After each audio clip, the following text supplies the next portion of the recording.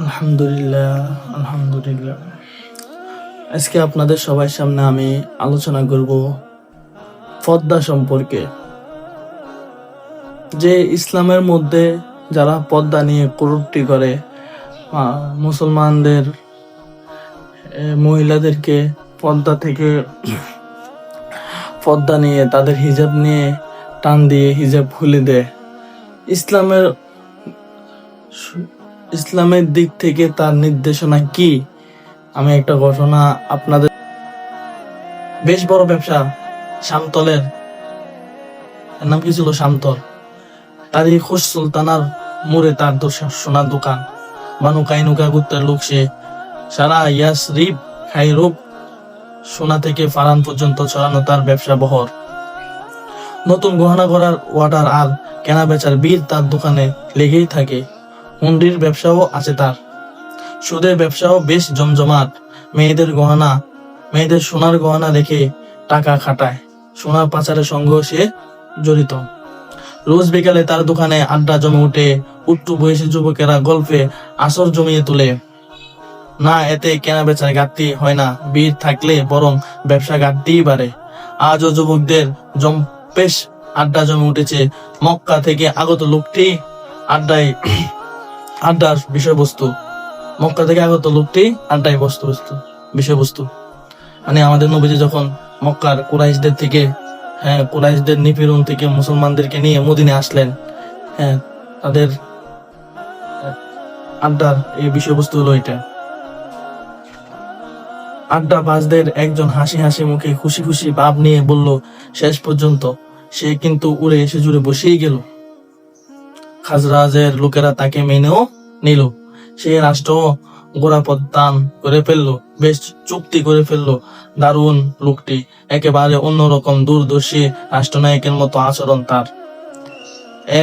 হাত জাপটা মেরে তাকে থামালো আরেকজন। মানে আড্ডার মধ্যে কয়েকজন ছিল আর কি, আড্ডা মারতে আছে। তাদের আজকে আড্ডার উদ্দেশ্য হলো মক্কা থেকে মদিনায় হিজরত করছেন একজন লোক। তিনি আবার মদিনা দখল করছেন মুসলমান দ্বারা, এটা আর কি তার উদ্দেশ্য। হাত জাপটা মেরে তাকে থামালো আরেকজন। কথা কেটে নিয়ে বলল, দূর, আমরা ওইসব চুক্তি কুট্টিতে নেই, ওটা তো লোক দেখানো। মানে নবীজির সাথে যারা চুক্তি করছে আর কি, যে রাষ্ট্রের বিপদে একসাথে থাকবে, মানে যার ধর্ম পালন করবে, কোনো ইয়ে করবে না। বিরোধিতা করে টিকে যাবে না বলে মেনে নেওয়া। সময় হলে জুপ করে কূপ মেরে বেঁকে বসতে হবে। সে থামতে আরেকজন গলায় আফসোসের সুর বেজে উঠলো। সে নিজেকে নবী দাবি করে, তার ধর্ম দিন দিন বাড়ি হচ্ছে। কি অদ্ভুত কালো হিজাব পরে তার অনুসারী মেয়েরা, কেন এমন করে ওরা? গোলাপের মতো মানে মুসলমান মেয়েরা তখন তো কি করতো, পর্দাশীল ভাবে চলতো, মুখ টুক গোড়া দিয়ে চলতো। তখন তারা ওইটা সহ্য করতো না। কি এত সুন্দর মুখ, কেন গোড়া দিয়ে রাখবে? তার কথা হলো এটা। বলো না তো ওদের কথা। পিছন থেকে গলা বাড়ালো আরেকজন, ওরা সব বুয়া ভূত বনে যাচ্ছে। অবশ্যই একটা দাওয়াই দিতে পারলে হিজাবের ভূত পালাবে। বলা যায় না, সঙ্গে ওরাও পালাতে পারে। তা সেই দাওয়াই বা কি? আরেকজন প্রশ্ন শুরু দিল, আমরা ওদের নেকাব খুলে ফেলবো। মানে ইহুদিরা পরামর্শ করতেছে আর কি, মানে মুসলমান নারীদের নেকাব খুলে দিব আর কি। পথে ঘাটে হিজাব টেনে ধরবো, রাস্তাঘাটে যখন যাবে তাদের হিজাব টেনে ধরবে। পর্দা থেকে আমরা ওদের নিষ্কৃতি দিব। পর্দা থেকে নিষ্কৃতি মানে জানোই তো, মানে হলো বুক করার পথ প্রশস্ত করা, বললো আগের জন। চুপ করে শুনতে শুনতে প্রথম জন মুখ খুললো আবার। কি যে বলো তোমরা, মুহাম্মদ সাল্লাল্লাহু আলাইহি সাল্লাম আর তার অনুসারীরা কি এতই দুর্বল? এইসব করে লাভ হবে না, ওদের বরং শান্তিতে থাকতে দেওয়াই ভালো, তাহলে আমরাও শান্তি পাবো। মানে বলতেছে তোমরা চুপ করো। ওদের মধ্যে একজন ছিল আর কি, যে বলতেছে তোমরা চুপ করো, মুহাম্মদের লোকেরা কোনো কি এতই দুর্বল না। তোমরা এরকম করবা, মানুষের মেয়েদের পর্দা নিয়ে টান দিবা, ওরা তোমাদেরকে ছেড়ে দিবে। ওর এতই দুর্বল না। তো এটা বলে ওই লোকটা এখান থেকে চলে গেছেন। ওদের সাথী বন্ধু বর্গ একজন চলে গেছেন। এমন সময় এক মুসলিম কন্যা দোকানে এলো গহনা কিনবে। কন্যা আপাদমস্তক, কালো হিজাবে ঢাকা, চেহারা দেখা যায় না, তবে তার হাঁটা চলার এক সুন্দরী সুন্দরী মোহনীয় রূপ ফুটে উঠলো। আড্ডায় বসা ইহুদিরা হা করে তাকিয়ে থাকলো। একজন বলেই ফেললো, সুন্দরী চাঁদ মুখটা যদি দেখাতে। মানে এই মুসলিম মেয়েটা স্বর্ণ দোকানে স্বর্ণ কিন্তু আসছিল, তো ওই হিন্দু লোকগুলা তখন ওই দোকানেই ছিল। তখন তারা মেয়ে মুখ টুক সব ঘোরা দেওয়া ছিল। তখন ওই লোকেরা কি বলতে লাগলো, সুন্দরী তোমার মুখখানি যদি একটু দেখাতে। আরেকজন বলে উঠলো, আরে রাখ, খুলে ফেল ওর হিজাব, চেহারাও দেখা যাবে, অপমানও করা হবে। ইহুদি লোকদের অশ্লীল কথায় মুসলিম কন্যা জড়সড় হয়ে দোকানে বসার স্থানে বসে পড়লো। দোকানে সামতল চুপ করে আছে, ব্যাপারটা বরং ভালোই লেগেছে তার। সেও মুখ খুললো, কি গো সুন্দরী, গোলাপ এমন ডেকে এলে কেন? মুখটা খুলো, রূপটা দেখি। মুসলিম কন্যা বেশ অস্থিতে পড়ে গেল। এমন তো হয়নি কোনোদিন, এখানে তো আগেও এসেছে, ওদের সঙ্গে তো মদিনার সনদ সম্পর্কিত হয়েছে, কুকুরের ছানাগুলো তবু এমন করছে কেন? তার মন অজানা শঙ্কায় চেয়ে গেল, ভিতরটা ঘৃণায় তেতে উঠলো। না, আর এক মুহূর্ত থাকা যায় না।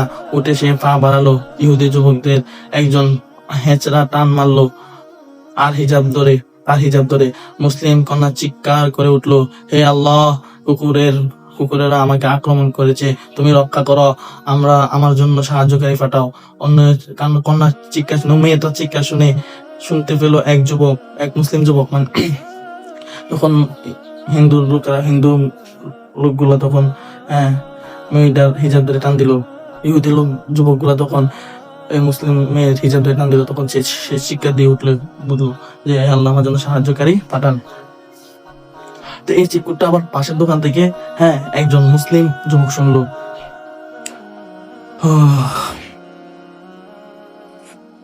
পাশের দোকানে ছিল, কন্যা চিৎকার শুনে এক যুবক পাশের দোকানে ছিল, সে দৌড়ে এলো, ইহুদিকে একেবারে হাতে নাতে ধরে ফেললো। মুসলিম কন্যার হিজাব হরম, মুসলিম নারীর অসম্মান। যুবকের আত্মায় আঘাত লাগলো, সইতে পারলো না। ইহুদিকে দুই একটা উদ্যম মাধ্যম লাগিয়ে বসলো। এতে ইহুদিটা ঠান্ডা মেরে গেল, একদম মরে গেল। এই দেখে ইহুদির সঙ্গীরা গেল, মানে তার সঙ্গীরা খেপে গেল, তারা মানলো যে সঙ্গীরা খেপে গেল। মুসলিম যুবকের উপর ওরাও চড়া হলো, এক যুগে হামলে পড়লো, একের পর এক আঘাত করতে লাগলো। আল্লাহর ইচ্ছা এমনই ছিল, মুসলিম যুবকটি শহীদ হয়ে গেল। মৃত্যুর খবর ছড়িয়ে পড়লো, শহরে দোকানপাট বন্ধ, জনপদ জুড়ে চাপা উত্তেজনা, মানুষের চোখে মুখে আতঙ্কের চাপ, আশঙ্কায় নানা কানাকানি চলছে। তবে কি হানাহানি আবার শুরু হলো? মদিনায় সনদ কার্যকর থাকার পরও অশান্তি শেষ তবে কবে হবে? ইহুদিরা যত অপকর্মের হোতা, এক একটা বদ্যের হাড্ডি, বখিলের পেটে যেমন ঘি হজম হয় না, ওদেরও শান্তি সহ্য হয় না। ওরা আব্দুল্লাহ ইবনে উবাইয়ের কাছে গেল, তার সাহায্য চাইলো। আব্দুল্লাহ ইবনে উবাই মুনাফিক, ইহুদিদের বন্ধু। উপরে সে নিজেকে মুসলমানই দাবি করে, তার কিছু অনুসারীও আছে। সে রাসূল সাল্লাল্লাহু আলাইহি সাল্লামের কাছে ইহুদিদের হত্যা না করার সুপারিশ নিয়ে গেল। আপনি ওদের হত্যা করে ফেলবেন, অথচ সবসময় ওরা আপনাকে সাহায্য করেছে। মুসলিম কন্যাকে অপমানের অপরাধে রাসূল সাল্লাল্লাহু আলাইহি সাল্লাম ইহুদিদের হত্যার আদেশ দিতে পারতেন। ইসলামের নারীর মর্যাদা এমনই, কিন্তু রাসূল সাল্লাল্লাহু আলাইহি সাল্লাম তা করলেন না। তার ভিতর অন্য কিছু ছিল, হত্যার চেয়ে কঠিন কোন শাস্তি কার্যকর করতে চাইলেন তিনি। মানে মুসলিম নারীদের যারা পর্দা নিয়ে করে টান দেয়, তাদের শাস্তি হত্যার চেয়ে আরো বড় রাসূলুল্লাহ সাল্লাল্লাহু আলাইহি ওয়াসাল্লাম চাচ্ছেন। সাহাবায়ে কেরামের সঙ্গে পরামর্শ বসালেন। সিদ্ধান্ত হলো, ইহুদিরা মুসলিম কন্যার হিজাব হরণ করেছে, তাদের হিজাবও অবমাননা করা হবে। গুপ্তের পতাকা ইহুদিদের স্পষ্টতার হিজাব, সম্মানের প্রতীক। এই স্পষ্টতার হিজাব খুলে এক বস্ত্রে তার মাথা নিচু করে মদিনায় ছাড়বে। অস্ত্রসাহায্য, টাকা পয়সা কিছুই সঙ্গে নিতে পারবে না। সিদ্ধান্ত জানিয়ে ওদের কাছে দূত পাঠানো হলো, কিন্তু ইহুদিরা মদিনা ছাড়তে অস্বীকার করলো। তারা দুর্গে আশ্রয় নিল। মুসলিম বাহিনীও টানা 40 দিন দুর্গে অবরোধ করে রাখলো। তারা আর টিকতে পারলো না, শেষে মাথা নোয়ালো। বহিষ্কারের লাঞ্ছনা মেনে নিল, মাথা নিচু করে দুর্গ ছেড়ে বেরিয়ে আসতে বাধ্য হলো। মদিনা থেকে চিরতরে চলে যেতে হলো বহু দূরে। মানে নবী সাল্লাল্লাহু আলাইহি সাল্লাম বলছেন, তারা মদিনা থেকে চলে যাবে, মানে সাথে কিছুই নিতে পারবে না, টাকা পয়সা কিছু নিতে পারবে না। এটা সাহাবীদের সাথে সিদ্ধান্ত করে তাদেরকে পাত্র দ্বারা পাঠানো হয়েছে, কিন্তু তারা এই সিদ্ধান্ত মানে নাই। তখন তারা একটা দুর্গন্ধ জায়গায় আশ্রয় নেয়। তো রাসূলুল্লাহ সাল্লাল্লাহু আলাইহি ওয়াসাল্লাম মুসলমানরা ওই দুর্গটা 40 দিন অবরোধ করে রাখে। তখন তারা খাবার দাবার না খেতে পেরে তারা লাস্ট পর্যন্ত এই মদিনা ছেড়ে চলে যেতে বাধ্য হলো। আর মদিনা ছেড়ে চলে যেতে বাধ্য হলো। আমাদের ইসলাম ধর্মে হিজাবের এমনই দাম, এমনই মূল্য। মুসলমানদের কাছে হিজাব শুধু হিজাব নয়, এই জন্য নারী সৌন্দর্যের উপর্য আর সৌন্দর্যের প্রতীক।